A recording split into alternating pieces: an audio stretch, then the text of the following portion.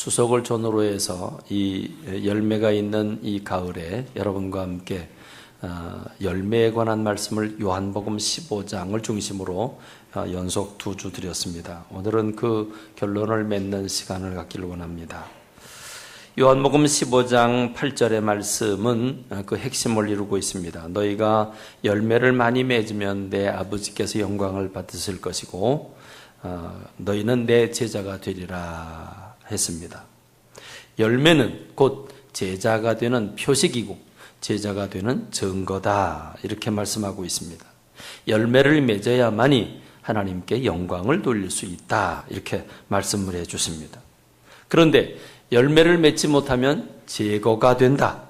아주 참 끔찍하고 무서운 말씀이 주님께로부터 나왔습니다. 열매를 맺지 못하면 제거가 된다. 어떻게 사랑의 주님이 그럴 수 있을까? 우리가 이렇게 생각합니다. 그런데 여러분, 만물의 이치는 열매를 맺어야 합니다. 열매를 맺지 못하면 제거되는 게 만물의 이치입니다. 회사를 운영하는 사람이 연거푸 열매 곧 이득이 전혀 나지 않는다면 계속해서 회사를 운영할 사람이 누가 있겠습니까? 농사를 짓는 사람에게 열매가 달리지 않는다면 그 얼마나 속상하겠습니까? 과수원을 운영하는 사람이 정성을 기울이고 온갖 퇴비와 온갖 조치를 했음에도 불구하고 그 나무가 열매를 맺지 못한다면 그 밑둥부터 잘라내는 것이 원리 아니겠습니까? 자, 우리가 주님과의 관계가 어떤 관계라고 했습니까? 하나님은 농부이고 우리는 예수님은 포도나무이고 우리는 그 포도나무에 붙어있는 그 줄기에 붙어있는 가지라고 했습니다. 열매는 항상 가지에서 단련합니다. 그래서 해마다 봄이 되면 물이 오르기 전에 과수원에서는 가장 중요한 행사를 하게 되는데 전정이라고 하는, 그래서 가지치기를 합니다. 이 가지치기는 아무나 하지 않습니다. 과수원 주인이라고 해서 주인이 하지 않습니다. 그 전문가가 합니다. 왜냐하면 어느 열매 맺지 못하는 가지를 어떻게 잘 제거하느냐에 따라서 그 해에 과수원의 열매가 결정되기 때문에 봄에 물이 오르기 전에 가지치기 하는 것을 제일 중요하게 여깁니다. 연속해서 여러분에게 열매 맺자고 말씀을 드렸는데 여러분 열매를 맺고 계십니까? 어떻게 열매를 맺고 계십니까? 우리 주님은 우리들에게 아주 강력하게 열매를 요구하고 계십니다. 열매를 맺지 못하면 제거된다고까지 말씀을 하고 계십니다. 만일 우리 주님이 우리에게 열매를 집요하게 정말 열매만을 강조한다면 여러분 주님과 우리의 관계는 어떤 관계일까요? 여러분 한번 생각해 보십시다. 이게 오늘 우리 사회에서 문제가 되는 갑과 을의 문제가 아니겠습니까? 갑이라고 하는 이 힘과 권력을 가진 그런 회사가 을이라고 하는 작은 회사에게 일을 맡기게 되는데 그 일을 맡긴 그 사람이 이 갑의 횡포를 벗어날 수가 없습니다. 그렇습니다. 여러분, 어쩌면 주님이 우리에게 열매에 대한 요구만 강조하신다면, 우리는 하나님 앞에 열매를 드리기만 하는 사람들이라면 우리가 주님과 우리의 관계를 생각할 때 종이나 노예밖에 더 되겠습니까? 하나님께 영광을 돌려드리는 그런 꼭두각시에 불과하지 않겠습니까? 주님은 왜 이렇게 우리에게 열매를 맺기를 요구하고 계시는가 생각하기를 원합니다. 주님의 목표는 열매에 있지 않습니다. 주님의 목표는 열매를 통해서 우리에게 주시고자 하는 게 있습니다. 요한복음 15장 11절에 보면 내가 이것을 너에게 이름은, 곧 이 열매에 관한 말씀을 너에게 주는 이유는 내 기쁨이 너희 안에 있어 너희 기쁨을 충만하게 하려 함이라 했습니다. 내 기쁨이, 주님의 기쁨이 우리 안에 있어서 우리가 기쁨으로 충만하게 하기를 원하시는 게 주님의 진정한 목적이다 말씀하고 계십니다. 여러분, 하나님의 우리에게 바라는 목적은 열매, 어마어마한 풍성한 열매를 맺어서 영광만 돌리기를 원하고 계시는 게 아니라 이 열매를 통해서 주님이 우리 안에 그 기쁨을 주시고 우리가 그 기쁨으로 충만하게 되는 게 하나님의 뜻이라고 말씀하고 있습니다. 여러분 얼마나 기뻐하고 계십니까? 여러분 기뻐하고 계십니까? 지난 한 주간 밖에 나가서 이 일교차가 너무 심해서 아침과 저녁에 일교차가 심해서 제가 특히 그 일교차에 제가 약합니다. 그래서 감기가 아주 폭 걸려서 왔는데 제 얼굴 봐도 기쁨이 별로 없죠? 여러분 얼굴을 봐도 기쁨이 별로 없는 것 같아요. 우리가 사는 세계가 기쁨이 상실된 세계입니다. 그저 죽자사자 아우성치고 달라고만 하는 데모하는 세상이 우리가 사는 세상이 아닌가 하는 생각이 들기도 합니다. 그런데 주님 우리에게 이런 말씀을 주시는 이유는 내 기쁨이 너희 안에 있어서 너희가 기쁨으로 충만하게 하려 함이라. 할렐루야. 요한복음 16장 22절에 보면 지금은 너희가 근심하지만 내가 너희를 다시 보겠는데 너희 마음이 기쁠 것이고 너희 기쁨을 빼앗을 자가 없으리로다. 이 기쁨은 어느 정도의 기쁨이냐면 누구도 빼앗을 수 없는 그런 기쁨을 주님이 주시겠다고 말씀하고 계십니다. 요한복음 17장은 예수님이 겟세마네 동산에서 그 땀방울이 변해 핏방울이 되도록 기도하신 그 기도가 요한복음 17장의 내용인데 이제 요 기도가 끝나고 나면 체포가 돼서 십자가에 못 박히시는 예수님이 우리를 위해 드린 기도가 어떤 기도입니까?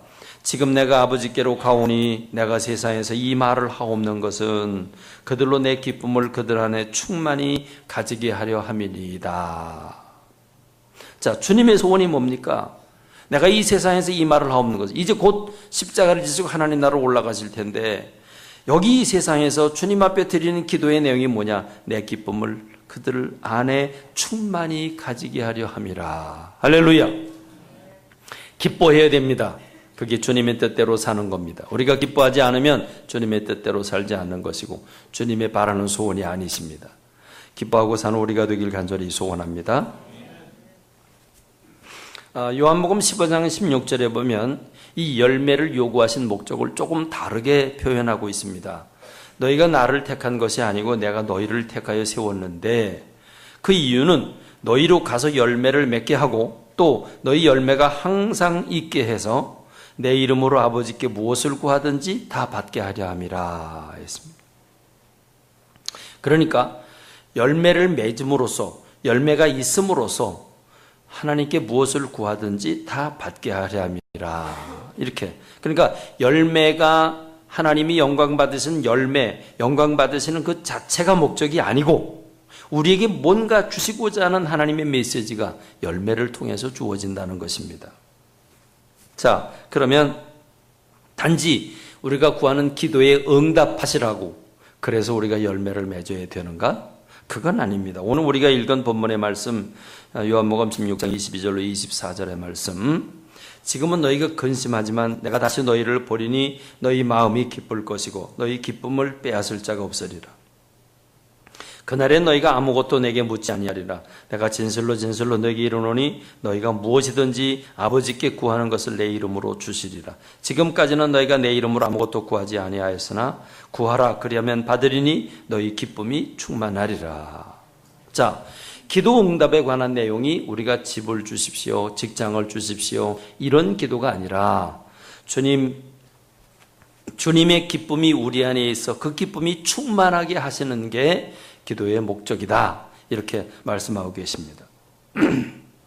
그러니까 열매는 주인을 기쁘게 합니다. 여러분 열매가 풍성하면 주인이 얼마나 기쁘겠습니까? 그 농부가 얼마나 기쁘겠습니까? 그렇습니다. 열매는 하나님을 기쁘시게 합니다. 그러면 하늘문이 열립니다. 하늘문이 열리면 우리 모두가 은혜 속에 살게 됩니다. 그러나 하나님이 영광을 받지 못하시고 하늘문이 닫히게 되면 우리가 하는 일이 심상치 않을 것입니다. 그렇습니다. 하나님이 기뻐하시면 우리의 삶이 형통하게 된다고 하는 것, 그건 아주 영적인 원리 중에 아주 기본적인 원리입니다. 주님은 왜 그렇게 제자들에게 이 열매를 통해서 기쁨을 주시려고 하는가? 도대체 이 기쁨이 뭘까? 우리가 무엇으로 기뻐해야 될까? 이 기쁨이라고 하는 게 도대체 뭘까? 왜 주님은 주님 안에 있는 기쁨을 우리한테 넣어주시려고 그렇게 애를 쓰고 계시는 걸까? 우리가 생각해 보길 원합니다. 자, 단지 필요를 공급하는 면에서의 영광인가? 우리가 기도란 무엇인가?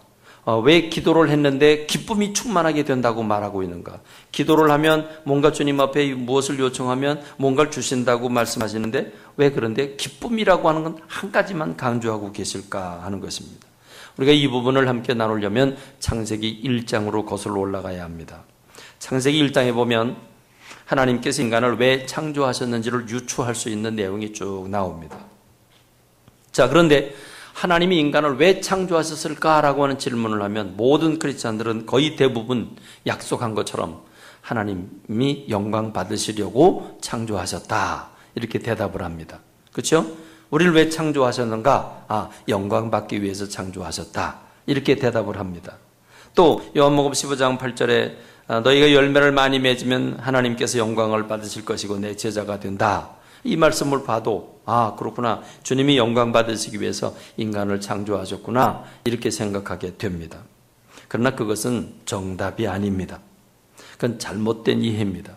하나님이 영광 받으시기 위해서 인간을 창조하신 것이 아닙니다. 그럼 인간을 왜 창조하셨습니까? 하나님의 영광이 필요해서가 아니라 그 영광을 나눠주기 위해서입니다.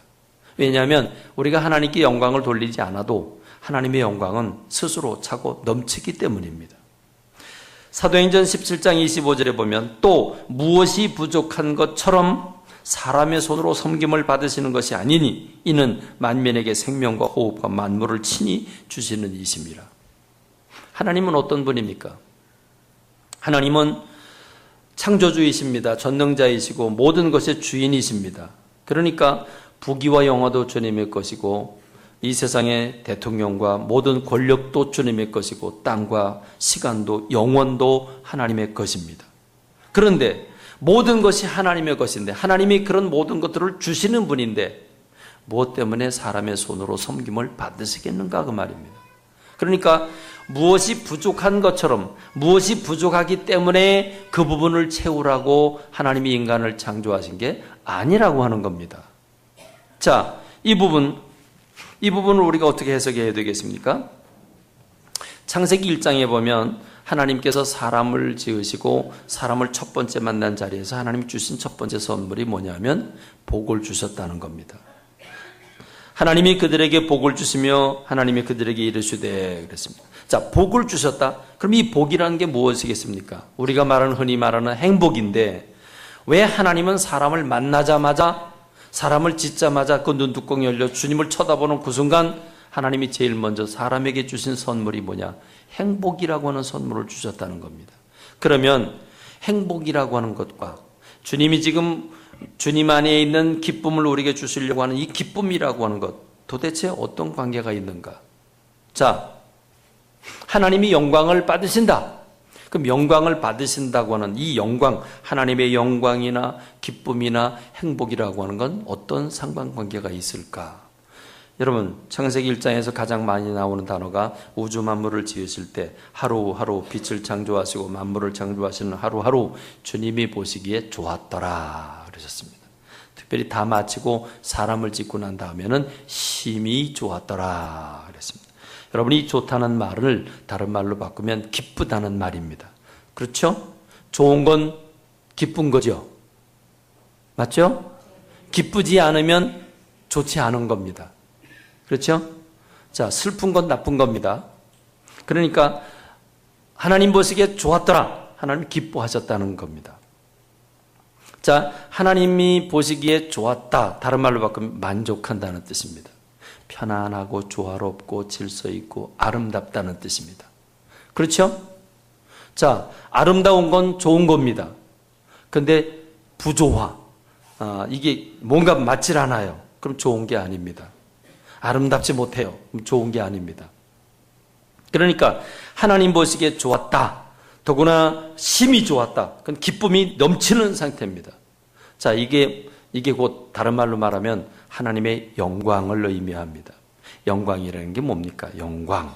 자, 우리가 대학을 졸업하고 졸업식에 가면 학사 가운을 쓰고 또 입고 모자 학사모를 씁니다. 그러면 거의 대부분이 부모님이 가시게 되면 부모님께 학사모를 씌워드리고 그리고 옷을 입혀드립니다.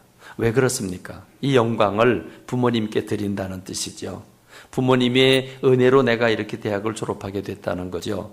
자, 영광을 부모님께 드린다. 그걸 다른 말로 바꾸면 기쁨을 부모님께 드린다. 부모님을 기쁘시게 해드린다는 뜻 아니겠습니까?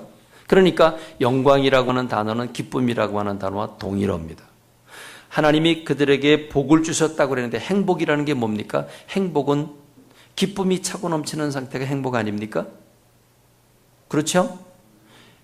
자, 행복은 기쁨이 넘치는 상태, 만족이 넘치는 상태를 가리켜서 행복이라고 말합니다.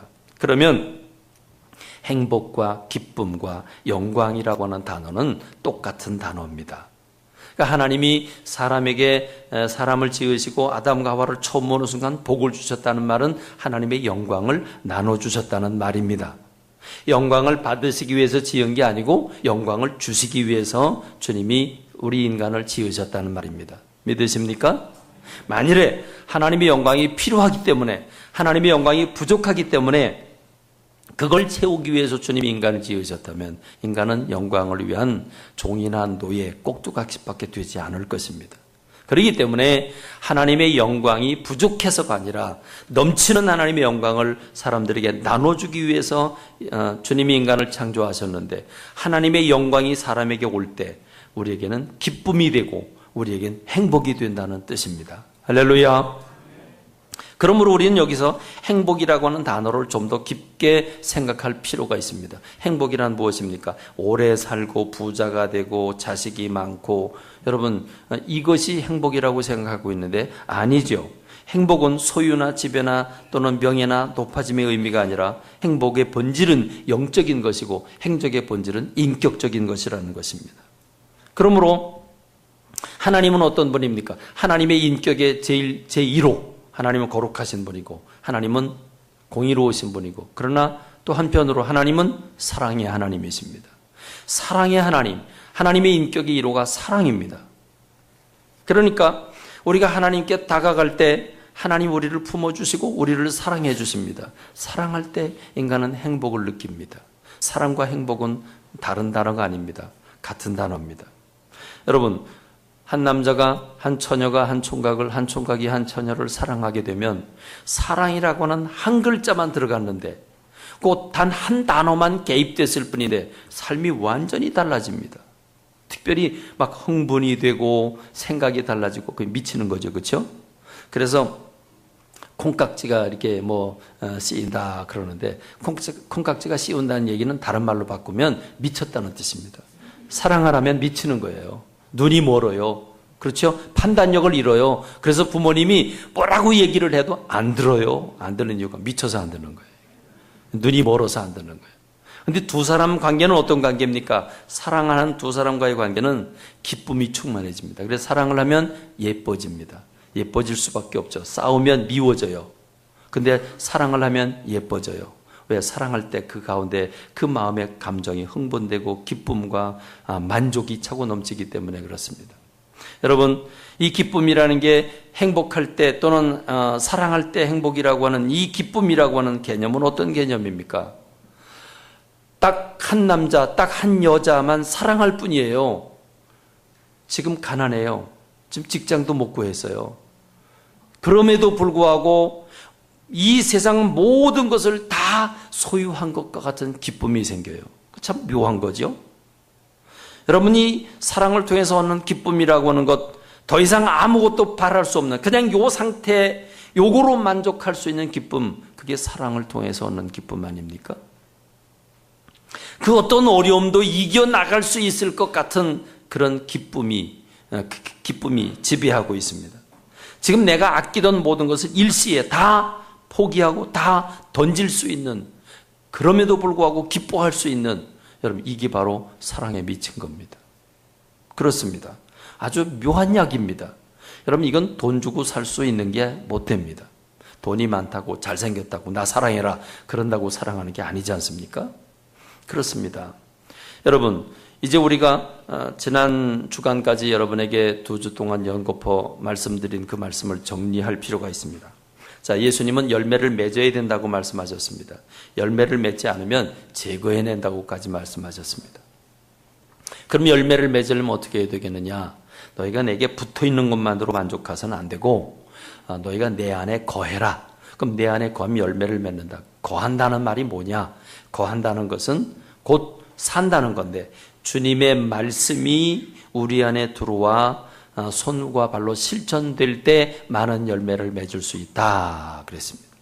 근데 두 번째 시간을 통해서는 그러면 주님의 말씀이 내 안에 들어와 거한다는 것, 살아 움직인다는 건 뭘 얘기하냐? 주님이 뭘 말씀하셨냐? 주님이 말씀하신 내용, 계명이 뭐냐? 그랬더니 그 계명은 너희가 서로 사랑해라. 사랑하라고 하는 게 계명이었다. 그러면 서로 사랑하는 것을 위해서 어느 정도로 지켜야 된다고 그랬습니까? 목숨을 바쳐서. 그렇습니다. 여러분,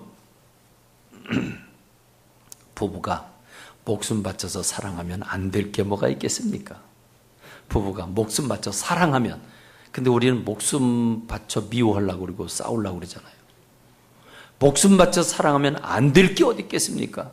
목숨 바쳐 사랑해야 된다. 그래서 친구라고 하는 개념을 불러주셨습니다. 내가 너희를 종이라 부르지 않고 친구라고 부르겠다. 친구를 위해서 목숨을 버리면 그보다 더 큰 사랑이 없다. 그러니까 주님이 계명을 주시는데 그 계명을 지켜야 열매를 맺는데 계명을 주신 그 계명의 내용이 뭐냐? 다른 게 아니고 서로 사랑하라는 계명이었다는 것입니다. 자, 그럼 여러분 이제 눈치를 채리시죠?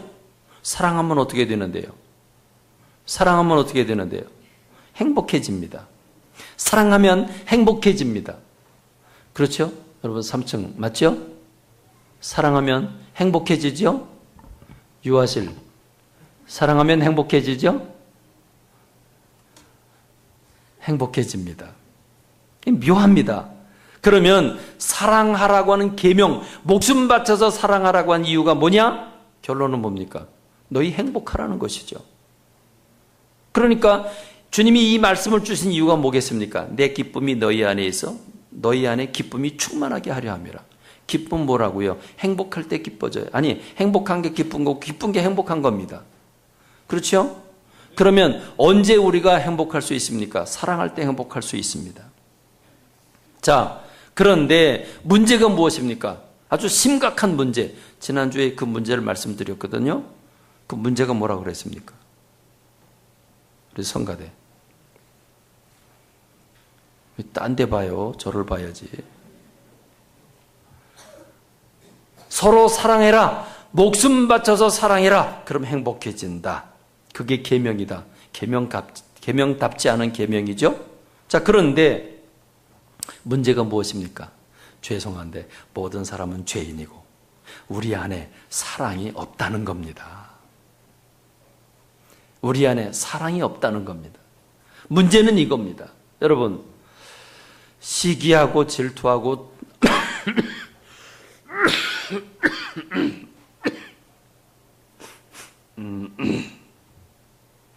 시기하고 질투하고 다투고 분열하고 뺏고 빼앗기고 죽고 죽이고, 여러분 이것은 안 배워도 돼요. 그렇죠? 배워서 될 게 아니에요. 저절로 돼요. 저절로. 누가 뭐라 그러면 서운한 감정은 저절로 생겨요. 그렇지 않습니까? 저절로 생겨요. 왜요? 우리 안에 죄성이 있기 때문에 그렇습니다. 그러니까 주님이 목숨 바쳐서 사랑하라고 그러는데 왜 그렇게까지 말씀하시는가? 우리 안에 죄성이 있기 때문에, 우리 안에 사랑이 없기 때문에, 그래서 주님이 말씀하시는 겁니다. 우리 안에 사랑이 있다면 괜찮습니다. 간단합니다. 사랑하니까 괜찮은 거죠. 사랑하려고 그러는데 여러분, 사랑이 결심해서 됩니까? 아, 내가 저 처녀를 사랑해야지. 내가 저 총각을 사랑해야지. 부모가 볼 때는 성격도 좋고 인물도 괜찮고 직업도 괜찮고 좋아요. 너 저 친구 좀 새겨봐라 그러는데 이게 말을 안 들어요. 그렇죠? 여러분, 사랑이라는 게 내가 저 친구 사랑해야지 그리고 결심해서 사랑하는 게 세상에 어디 있습니까? 아닙니다. 사랑은 배워도 안 돼요. 흉내내도 안 돼요. 근데 문제는 우리 안에 사랑이 없다는 게 문제가 아니겠습니까?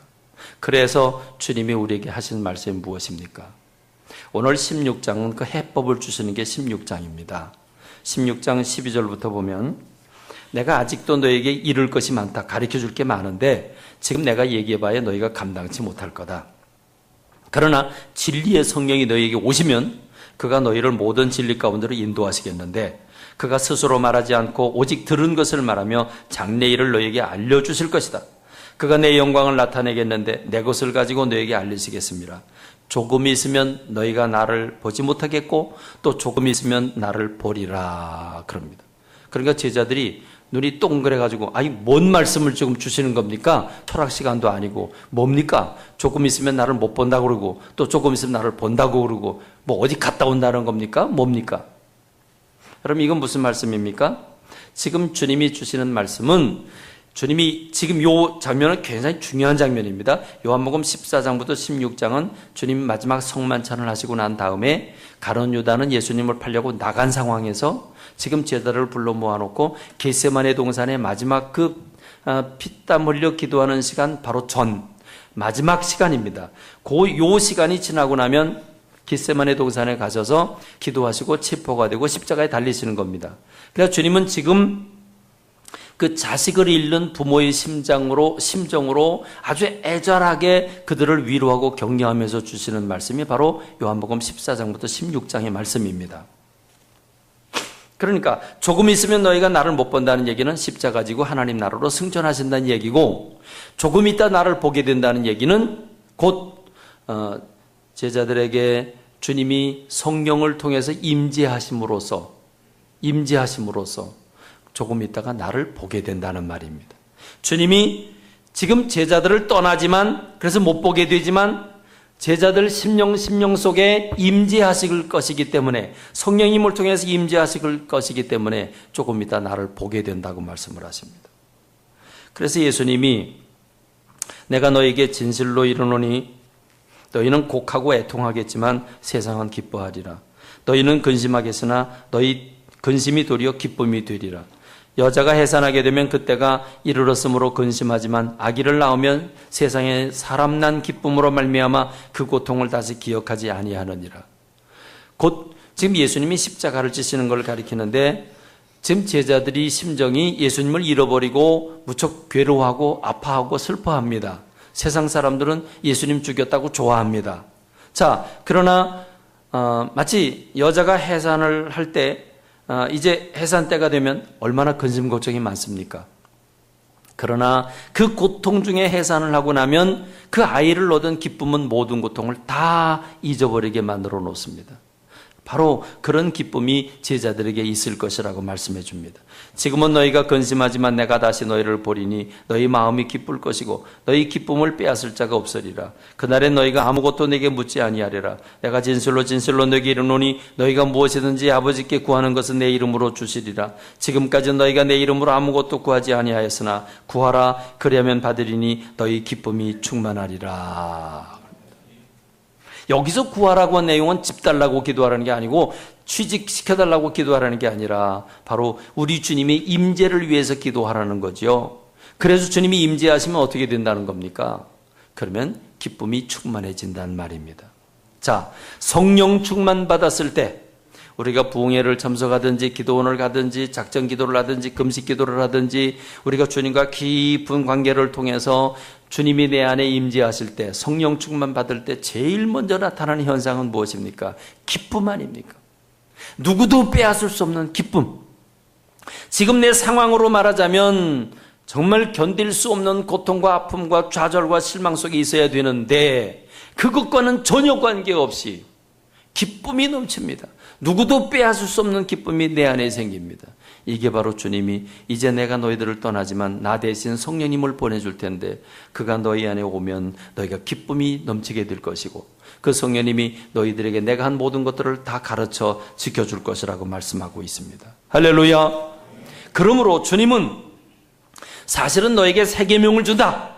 계명은 이거 하나밖에 없다. 그리고 첫째 계명 하나님을 사랑하는 계명을 다 빼놨지만 그래서 하나 서로 사랑하라고 하는 계명만 주셨지만 사실은 지금 주님이 내 기쁨이 너희 안에 있어 너희 기쁨이 충만하게 하려 함이라. 또 너희가 성령이 너희에게 임하시면 이 기쁨이 넘치게 될 거라. 이 말은 첫째 되는 계명은 노력한다고 되는 게 아니다.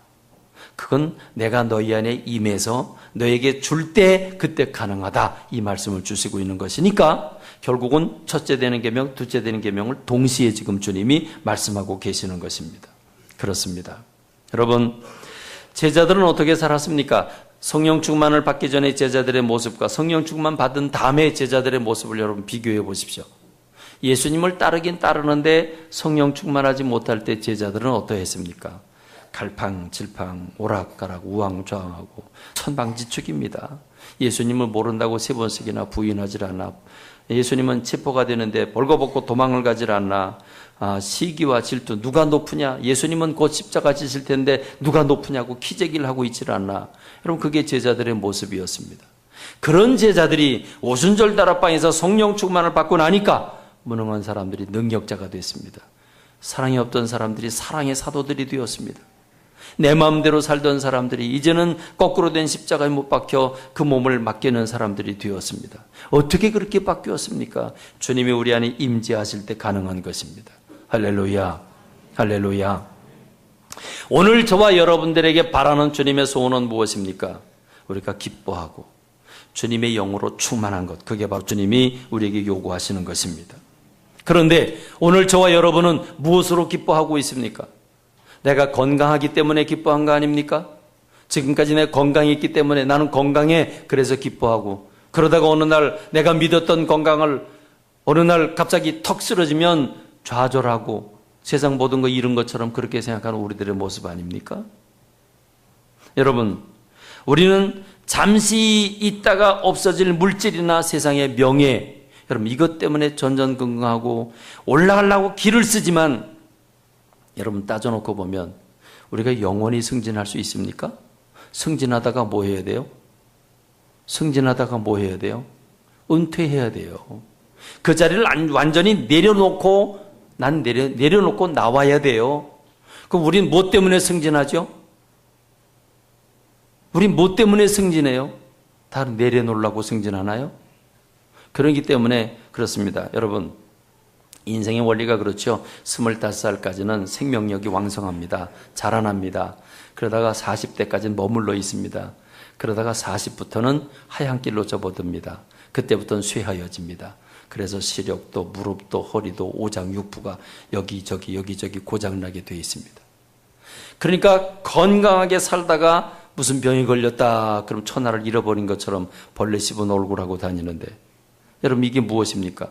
이건 사람의 육체를 얻는, 내 몸뚱아리를 건강하기 때문에 기뻐하고 건강을 잃었기 때문에 슬퍼하는 건 기준이 잘못됐다고 하는 것입니다. 무엇입니까? 매일 우리는 썩어져가는 몸뚱이입니다. 우리 몸뚱아리는 썩어져 가고 있는 중입니다. 여러분 그렇지 않습니까? 40부터는 썩어져 가고 있습니다. 다시 말하면 쇠하여져 가고 있는데, 그럼 그걸 현실로 받아들여야 합니다. 우리 믿음의 사람은 80, 90 살 때까지 아무런 병도 안 걸리고 건강하게 살다가 칵 죽어야, 여러분 그게 복입니까? 아닙니다. 서서히 아픈 게 복입니다. 여러분 어느 날 칵 죽는 사람은요, 그건 저주받은 거예요. 여러분 그 가족도 죽음에 대한 준비를 전혀 못했어요. 본인도 못했어요. 그러다 어느 날 팍 죽어요. 여러분 이거보다 더 슬프고 더 충격적인 거 어디 있어요? 그렇죠? 서서히 아프다가 세상 떠나면요, 준비하다가 하나님 나라 가는 겁니다. 그렇지 않습니까? 내 몸뚱이가 썩어져 가고 있다고 하는 사실을 시인하는 우리가 되길 간절히 소원합니다. 내가 가지고 있는 물질과 내가 가지고 있는 명예와 또는 지위는 잠시 있다가 없어질 것이라고 하는 이 영원한 진리를 받아들이는 오늘 저와 여러분 되시길 바랍니다. 그러니까 주님은 내 안에 있는 기쁨 무엇입니까? 주님의 영광을 우리에게 주고 싶다는 것입니다. 그게 창세기 1장에서 주님이 요구하시는 것이고, 지금 우리들에게도 주님 말씀하시는 것, 주님의 영광을, 주님의 기쁨을 우리에게 주고 싶다고 하는 것입니다. 그런데 우리 안엔 죄성이 있기 때문에 우리가 사람을 사랑할 수 없기 때문에 아예 주님이 우리 안에 찾아오시겠다고 말씀을 하십니다. 그래서 주님은 구해라. 너가 내 이름으로 구하면 너희가 응답 받는다. 무슨 응답이요? 주님이 임재에 대한 응답을 받는다는 겁니다. 그렇습니다. 주님은 아예 우리 안에 오셔서 우리를 기쁘시게 하고 주님의 영광으로 가득 차게 하고 행복의 삶으로 인도하시는 주님이십니다. 할렐루야. 구하라 그랬습니다. 구해라. 오늘 우리가 읽은 본문 말씀 23절, 그날에 너희가 아무것도 내게 묻지 아니하리라. 내가 진실로 진실로 너희에게 이르노니 너희가 무엇이든지 아버지께 구하는 것을 내 이름으로 주시리라. 지금까지 너희가 내 이름으로 아무것도 구하지 아니하였으나 구하라. 그러면 받으리니 너희 기쁨이 충만하리라. 할렐루야, 할렐루야. 여러분, 구하라, 기도한다는 건 무엇입니까? 주님을 만난다는 것이고, 주님과 더불어 깊은 교제를 나누는 것이고, 그럴 때 주님의 영광이 내 안에 머무르게 되고, 그때 기쁨이 충만하고 행복이 충만하게 되는 줄로 믿습니다. 할렐루야. 여러분, 건강을 잃었다고 속상해하지 말고, 재물을 잃었다고 속상하지 말고, 세상이 복잡하고 잘못됐다고 아우성치지 말고 주님 앞에 찾아나와 엎드려 눈물로 기도하는 여러분 되시기를 바랍니다. 주님 앞에 기도할 때, 주님 앞에 청구할 때, 주님 앞에 눈물 흘릴 때, 주님 앞에 부르짖을 때 이 응답이 와질 것인데, 그때 우리는 기뻐하게 될 줄로 믿습니다. 변하지 않는 기쁨, 누구도 빼앗을 수 없는 기쁨, 이 기쁨이 여러분 안에 충만하기를 주님의 이름으로 축원합니다. 기도하겠습니다.